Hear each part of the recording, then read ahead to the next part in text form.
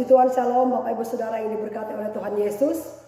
Pagi hari ini saya rindu kita membuka Alkitab yang terdapat di dalam Kejadian pasal yang ke-39 ayatnya yang ke-11. Demikian bunyi firman Tuhan ya. Pada suatu hari masuklah Yusuf ke dalam rumah untuk melakukan pekerjaannya, sedang dari seisi rumah itu seorang pun tidak ada di rumah. Saudara yang diberkati oleh Tuhan Yesus, saya berikan tema khotbah kita di pagi hari, yaitu berbicara tentang integritas. Saudara, apakah yang dimaksud dengan integritas? Integritas itu artinya apa yang kita ucapkan, apa yang kita katakan, kita mampu melakukannya. Artinya kita bertanggung jawab dengan setiap perkataan yang kita ucapkan lewat lidah kita. Saudara, kalau kita berkata tapi kita sendiri nggak mampu lakukan, guna apa? Saudara, kenapa saya mengambil firman Tuhan yang menceritakan tentang kisah Yusuf? Karena Yusuf ini patut kita contohi, karena dia memiliki integritas yang sangat tinggi. Ya. Satu ketika saudara, pada waktu ayahnya membelikan dia jubah yang sangat indah, akhirnya mulailah timbul kecemburuan kakak-kakaknya terhadap Yusuf. Kenapa ayah mereka kok cuma membelikan jubah buat Yusuf, tapi kenapa mereka tidak? Itu artinya ayah cuma pilih kasih. Itu mungkin menurut kakak-kakaknya ya. Akhirnya saudara, karena mereka sakit hati melihat ayahnya cuma mengasihi bahkan menyayangi Yusuf, akhirnya mereka mulai susun rencana pingin mencelakai bahkan pingin membunuh Yusuf. Satu ketika pada waktu Yusuf disuruh oleh ayahnya pergi membawakan makanan buat kakak-kakaknya di ladang, saudara, ketika kakak-kakaknya melihat Yusuf mendatangi mereka, akhirnya mereka mulai susun rencana ya. Pada waktu Yusuf mendekati mereka, akhirnya mereka buang Yusuf ke sumur. Mereka tidak puas lagi saudara. Mereka ambil kembali Yusuf dari sumur, mereka jual dia untuk dijadikan budak ya kepada orang Ismail. Akhirnya orang Ismail bawa Yusuf ke Mesir. Saudara, firman Tuhan berkata, karena kasih karunia Tuhan menyertai Yusuf, ya, sehingga apapun yang dikerjakan oleh Yusuf selalu dibuat Tuhan berhasil. Ya. Walaupun mungkin saudara Yusuf dijual ke Mesir, cuma dijadikan sebagai seorang budak, tetapi Tuhan menyertai dia. Saudara, kenapa Tuhan sangat mengasihi Yusuf? Karena Yusuf itu memiliki integritas yang sangat tinggi. Ketika dia berbicara, ketika dia mengeluarkan kata-kata, dia tidak pernah mengingkari, dia tidak pernah melanggar setiap perkataan apapun yang keluar dari lidahnya. Dan dia takut kepada Tuhan. Dia tidak pernah kompromi dengan dosa. Saudara, firman Tuhan katakan begini. Pada waktu rumah dalam keadaan sepi, ya, ayat yang ke-11 katakan begini. Pada suatu hari masuklah Yusuf ke dalam rumah untuk melakukan pekerjaannya, sedang dari seisi rumah itu seorang pun tidak ada di rumah. Wah, luar biasa. Ya. Walaupun kata Alkitab, rumahnya dalam keadaan sepi, tidak ada orang, tetapi Yusuf tetap melakukan pekerjaan rumahnya. Mungkin dia nyapu kah? Mungkin dia ngepel kah? Atau mungkin dia cuci piring, kasih makan binatang, atau pekerjaan-pekerjaan yang lainnya saudara. Padahal gak ada orang di rumah. Biasa kan terjadi dalam hidup kita kalau kita bekerja, entah kita di kantor, entah kita di sekolah, entah kita di toko, entah kita di mana saja pekerjaan kita saudara. Kalau ada bos baru kita rajin.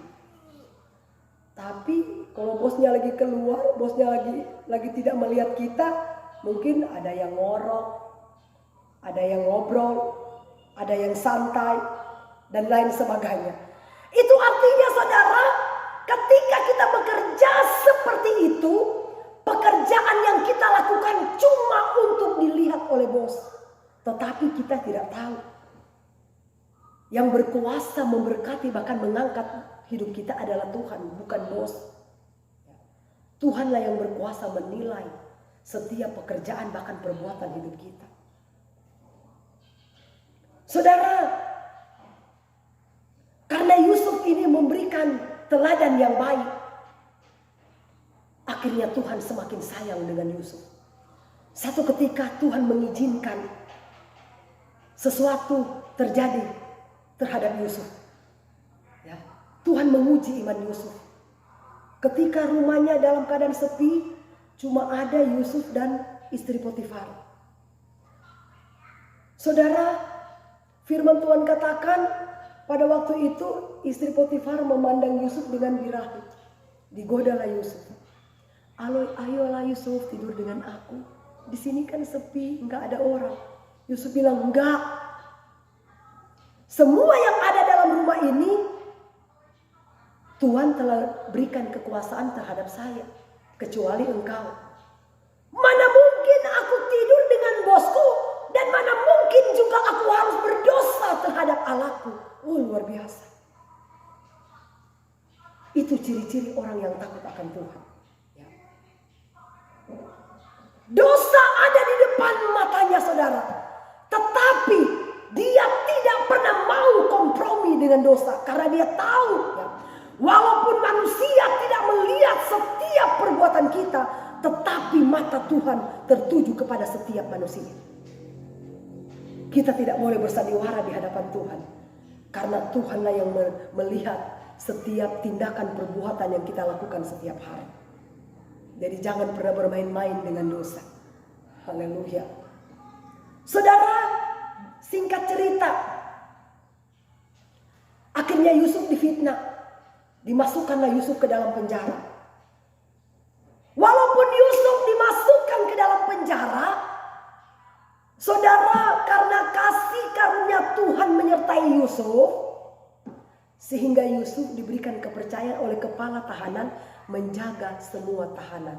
Oh, luar biasa.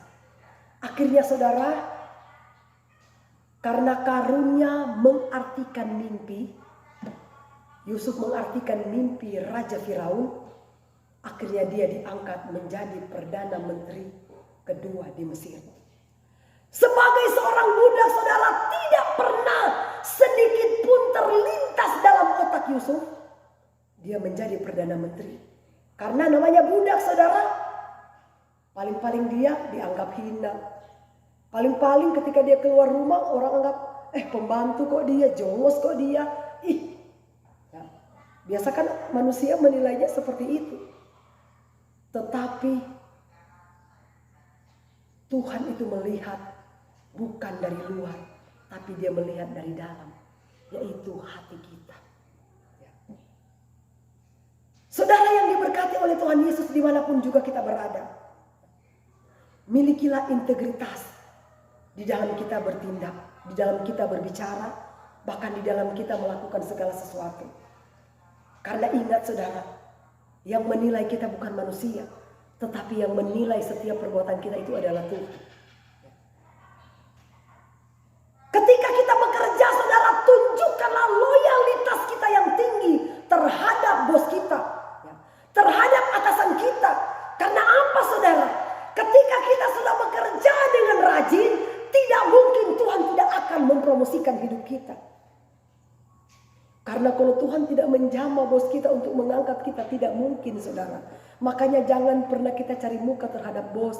Lebih baik kita cari muka terhadap Tuhan. Amin. Lakukanlah setiap pekerjaan kita karena roh yang takut akan Tuhan. Bukan karena kita melakukan pekerjaan karena cuma pingin dipuji bahkan dilihat oleh manusia. Kalau kita melakukan pekerjaan cuma karena dipuji dan dilihat oleh manusia, sia-sialah pekerjaan kita. Susah kita berhasil saudara, kalau kita memiliki sikap yang seperti itu. Saudara, ketika Yusuf diangkat menjadi Perdana Menteri kedua di Mesir. Artinya Yusuf benar-benar sudah teruji, ya. Kepribadiannya itu sudah teruji, saudara. Sehingga Tuhan mulai mempromosikan hidup Yusuf. Tuhan akan mempromosikan hidup kita sesuai dengan perbuatan kita sehari-hari. Sesuai dengan hidup kita yang berkenan di hadapan Tuhan. Sesuai dengan karakter kita, kepribadian kita, integritas kita. Apakah benar-benar kita melakukan segala sesuatu? Benar-benar kita bertanggung jawab dengan apa yang kita ucapkan, dengan apa yang kita sampaikan. Maka saya percaya saudara, Tuhan pasti akan mengangkat hidup kita. Untuk itu mari milikilah integritas. Carilah muka dengan Tuhan. Jangan pernah cari muka dengan manusia. Karena kalau kita cari muka dengan manusia saudara, itu pasti akan sia-sia. Satu ketika kita akan jatuh. Tapi kalau Tuhan yang mengangkat hidup kita, tidak ada satupun manusia yang bisa menggagalkan rencana Allah yang indah buat hidup kita. Amin. Tuhan Yesus berkati kita semua. Shalom.